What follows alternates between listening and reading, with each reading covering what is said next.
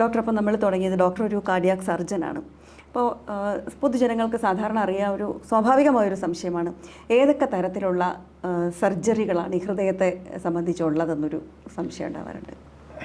ഹൃദയം സംബന്ധിച്ച് നമ്മൾ നേരത്തെ പറഞ്ഞ പോലെ 2 തരം അസുഖങ്ങളുണ്ട്. ഒന്ന് ജന്മനാ തന്നെ കുട്ടികളിൽ കാണുന്ന തരം അസുഖങ്ങൾ, 2 അഡൽട്ട് സ്റ്റേജിലെത്തുന്നുള്ള അസുഖങ്ങൾ. കുട്ടികൾ ഉണ്ടാകുന്ന അസുഖങ്ങൾ ഭൂരിപക്ഷവും ഈ ജന്മനാ തന്നെ ഉണ്ടാകുന്ന അസുഖങ്ങളാണ്, കൺജന്റൽ ഹാർട്ട് ഡിസീസ് എന്നുള്ള വിഭാഗത്തിലുള്ള.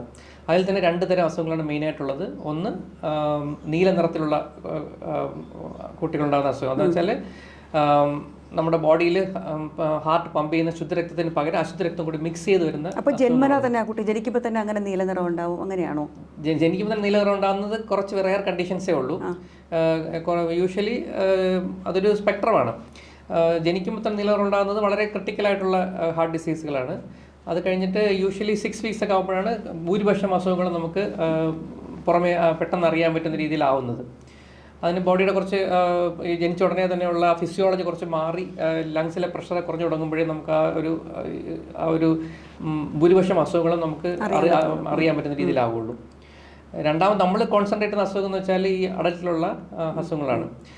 അതിലാണ് ഏറ്റവും പ്രധാനപ്പെട്ടത് ഈ ജീവിതശൈലി രോഗങ്ങൾ. നമ്മൾ പറഞ്ഞതിൽ രക്തക്കുഴൽ സംബന്ധ അസുഖങ്ങൾ, അതൊരു അതും പറഞ്ഞ പോലെ ഒരു ഹാർട്ടിന് മാത്രമല്ല, രക്തക്കുഴൽ ബോഡിയിൽ എവിടെയൊക്കെ അതിലെല്ലാം ബാധിക്കുന്ന അസുഖങ്ങളെല്ലാം ഒരേ അസുഖം തന്നെയാണ്. അത് നമ്മൾ ഹാർട്ടിന് വരുമ്പോൾ അത് ഹാർട്ട് അറ്റാക്ക് എന്ന രീതിയിൽ വരുന്നു, തലച്ചോറ് ബാധിക്കുന്നത് സ്ട്രോക്ക് എന്ന രീതിയിൽ വരുന്നു. ബോഡിയിൽ ഏത് രക്തക്കുഴലിൽ അത് ബാധിച്ചാലും അതിന് കാലിലെ രക്തക്കുഴൽ ബാധിക്കാം, കിഡ്നിയിലും രക്തക്കുഴൽ ബാധിക്കാം, എല്ലാം ചെയ്യാം. അപ്പോൾ അതിന് ഹാർട്ടിന് ബാധിക്കുമ്പോൾ ഹാർട്ട് അറ്റാക്ക് വരുന്നു. അപ്പോൾ ഹാർട്ട് അറ്റാക്കിൻ്റെ തീവ്രത അനുസരിച്ചിട്ട് നമുക്ക് ചികിത്സയിൽ വ്യതിയാനം വരും. വളരെ മൈനറായിട്ടുള്ള ഹാർട്ട് അറ്റാക്കാണ്, മേജർ ബ്ലോക്കുകളൊന്നും ഇല്ലെങ്കിൽ നമുക്ക് മെഡിസിൻ തന്നെ കണ്ടിന്യൂ ചെയ്താൽ മതി. ഒരു രക്തക്കുഴൽ മാത്രം ബ്ലോക്ക് അല്ലെങ്കിൽ ഇപ്പം തന്നെ ഹാർട്ട് അറ്റാക്ക് ഉണ്ടായി ഉടനെ തന്നെ ചെയ്യുകയാണെങ്കിൽ നമുക്കത് ആൻജിയോപ്ലാസ്റ്റിയാണ് ഏറ്റവും നല്ലത്. ബ്ലോക്കുകളുടെ എണ്ണം കൂടുതലോ അല്ലെങ്കിൽ അതിൻ്റെ കോംപ്ലിക്കേറ്റഡ് ആയിട്ടുള്ള ബ്ലോക്കുകളാണെങ്കിലാണ് നമ്മൾ അതിന് ബൈപ്പാസ് ഓപ്പറേഷനായിട്ട് നമ്മൾ മുന്നോട്ട് പോകുന്നത്. അത് വളരെ ഇപ്പോൾ നമ്മൾ പറഞ്ഞതനുസരിച്ച് വളരെ 100 പേരിൽ ഒരു ആൻജിയോഗ്രാം ചെയ്താൽ അതിൽ തന്നെ പിന്നെ 100 പേര് ആൻജിയോഗ്രാം ചെയ്ത് പോസിറ്റീവുള്ള ആൾക്കാരിൽ ഒരു 20-25% പേർക്ക് മാത്രമേ ബൈപ്പാസ് ഓപ്പറേഷൻ വേണ്ടി വരാനുള്ള ചാൻസ് ഉള്ളൂ. ബാക്കി ഭൂരിപക്ഷം പേരും ആൻജിയോപ്ലാസ്റ്റി അല്ലെങ്കിൽ മെഡിക്കൽ മാനേജ്മെന്റ് ആയിരിക്കും. അപ്പോൾ ഇതൊക്കെയാണ് സാധാരണ ചെയ്യുന്ന സർജറികൾ അല്ലേ? അപ്പോൾ അതിൽ തന്നെ ഇനി നമ്മൾ രക്തക്കുഴലിൻ്റെ കാര്യം പറഞ്ഞു.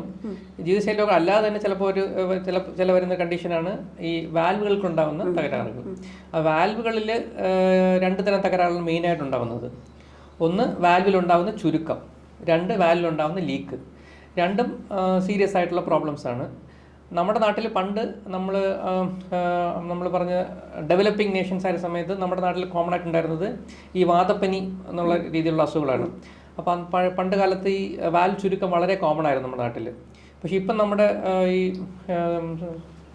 അവയർനെസ് എല്ലാം ഇമ്പ്രൂവ് ചെയ്ത് നമ്മുടെ ഹൈജീൻ ലെവലൊക്കെ ഇമ്പ്രൂവ് ചെയ്തപ്പോഴത്തേക്കും നമ്മുടെ ഈ റുമാറ്റിക് ഹാർട്ട് ഡിസീസ് എന്നുള്ള ആ സബ്സ്ട്രേറ്റ് വളരെ കുറഞ്ഞിട്ട് നമ്മൾ ഡെവലപ്ഡ് നേഷൻസിനെ പോലെയുള്ള ഡീജനറേറ്റീവ് വാൽവ് ഡിസീസാണ് ഇപ്പോൾ കൂടുതലായിട്ട് കാണുന്നത്. അതിൽ മെയിനായിട്ട് 2 വാൽവുകൾക്കാണ് പ്രശ്നം വരുന്നത്. രണ്ടും ലെഫ്റ്റ് സൈഡിലുള്ള വാൽവുകളാണ്. ഒന്ന് നമ്മുടെ ലെഫ്റ്റ് ഏട്രിയം, ലെഫ്റ്റ് സൈഡിലെ കളക്റ്റിംഗ് അറയിൽ നിന്ന് ലെഫ്റ്റ് സൈഡിലെ പമ്പിങ് അറയിലേക്ക് പോകുന്ന മൈട്രൽ വാൽവിനും, രണ്ടാമത് ലെഫ്റ്റ് വെൻട്രിക്കിളിൽ നിന്ന് പമ്പ് ചെയ്ത് മെയിൻ ബ്ലഡ് വെസലിലോട്ട് പോകുന്ന ഇടയ്ക്കുള്ള അയോട്ടിക് വാൽവ്. ഇത് രണ്ടിലുമാണ് കോമൺ ആയിട്ട് ബുദ്ധിമുട്ടുകൾ കാണുന്നത്. അത് രണ്ടിലും ഒരു പരിധിക്കപ്പുറം ചുരുക്കം കൂടുകയോ ലീക്ക് കൂടുകയോ ചെയ്യുകയാണെങ്കിൽ നമുക്കതിന് ഓപ്പറേഷൻ ചികിത്സ വേണ്ടി വരാൻ ഉള്ള ചാൻസ് ഉണ്ട്.